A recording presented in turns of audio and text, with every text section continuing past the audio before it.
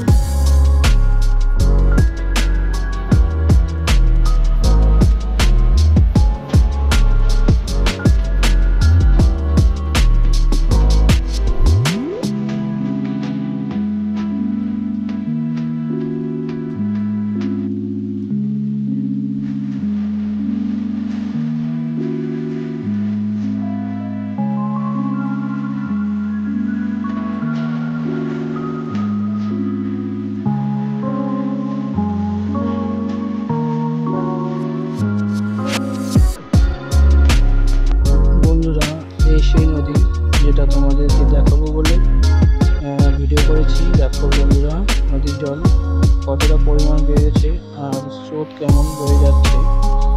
বৃষ্টিটা কমেছে বলেই যাতে জলের স্রোত কম দেখাচ্ছে। আর কালকে তো বন্ধুরা ওই জমিগুলোর মধ্যে দিয়েও জল টুকু ছিল।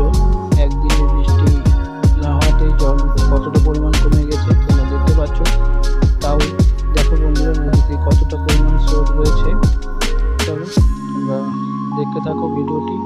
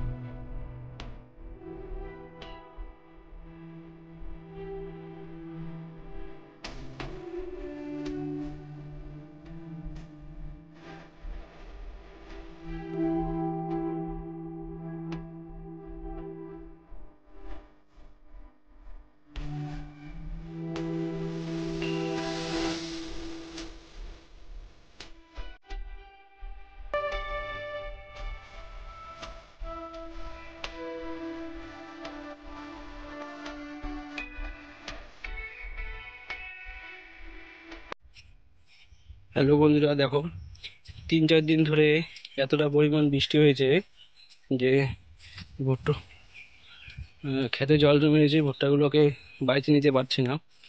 দেখো এখন আল কেটে দিচ্ছি, জল বের হয়ে যাবে। দেখতে হচ্ছে কতটা পরিমাণ জল হয়েছে, ভুট্টাগুলো কেমন হয়ে অবস্থা হয়েছে। এই পাশে ভুট্টাগুলো তো নিয়ে নেওয়া হয়েছে, তুলে নেওয়া হয়েছে কোনো রকম করে। এখনো বাড়িতে নিয়ে রেখেছি, শুকাতে পারিনি। ওটা আমাদের না, দাদাদের, শুকাতে পারিনি এখনো। আর এই পাশে দেখো বন্ধুরা, চারিদিকে খেতে কতটা পরিমাণ জল হয়েছে। এই অবস্থায় ভুট্টা বাড়িতে নেওয়া যাবে না, এতটা পরিমাণ জল হয়েছে যে এখন জলগুলোকে ক্ষেত থেকে বের করে দিতে হবে। 2-3 দিন রৌদ্র হলে তারপরে ভুট্টার মগজগুলো শুকালেই ভুট্টাগুলোকে নিতে হবে, নাহলে নিতে হবে না। দেখো বন্ধুরা, গাজা বের হয়ে গেছে। কি অবস্থা, এতটা পরিমাণ বৃষ্টি হয়েছে যে গাজা বের হয়ে গেছে। তোমরা দেখো চারিদিকে সব নদী নালা খাল বিল সব ভর্তি হয়ে গেছে। দেখো বন্ধুরা, এই পাশে ভুট্টাগুলো তো নেওয়া হয়েছিল। আর তোমরা দেখো নালা কেটে দিচ্ছি বন্ধুরা। দেখো জলের নালাটা কেটে দেওয়া হয়েছে, ক্ষেত থেকে জল বের হয়ে যাচ্ছে। আর উপাস দিয়েও আরেকটা এভাবেই নালা বের করে দেবো, যাতে ভুট্টা ঘাটে কোনো জল না থাকে, ক্ষেতটি শুকিয়ে যায়, ভুট্টাগুলো নিতে সুবিধা হবে। দেখো বন্ধুরা, এই পাশ দিয়েও একটা নালা কেটে দিলাম, যাতে ভুট্টা ঘাটে জলটা তাড়াতাড়ি শুকিয়ে যায়। আর এই পাশেও একটা নালা কেটে দেওয়া হয়েছে।